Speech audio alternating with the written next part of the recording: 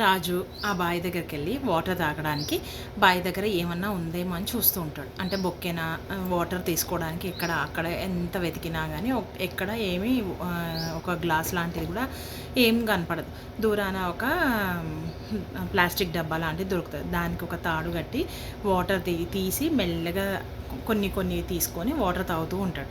తాగేసి కొన్ని దాహం తీరిన తర్వాత మళ్ళీ రిటర్న్ మంత్రి దగ్గరికి నడుస్తూ ఉన్నాడు. మధ్యలో ఒక సన్యాసి కూర్చొని ఉంటాడు.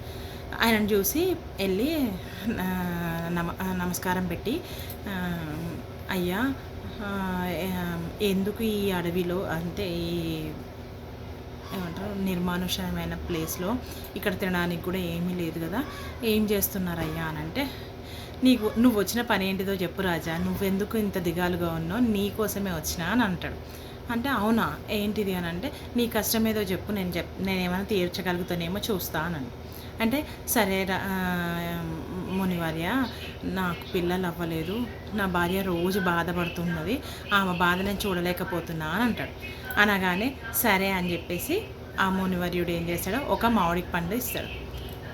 ఒక మామిడి పండు ఆయనకిచ్చి, ఇది అంటే మామిడి పండు మొత్తము పూజ చేసుకొని ఇద్దరు భార్యాభర్తలు కలిసి తినండి, లేకపోతే నీ భార్యను ఒక్కదాన్నైనా ఈ మామిడి పండు తినమని చెప్తాడు, నీకు ఖచ్చితంగా పిల్లలు పుడతారు అని చెప్పేసి చెప్తాడు. అబ్బో, సంతోషంతో రాజు మళ్ళీ మంత్రి దగ్గరికి నడుచుకుంటూ వెళ్ళిపోతూ ఉంటాడు. పార్ట్ 2 రేపు.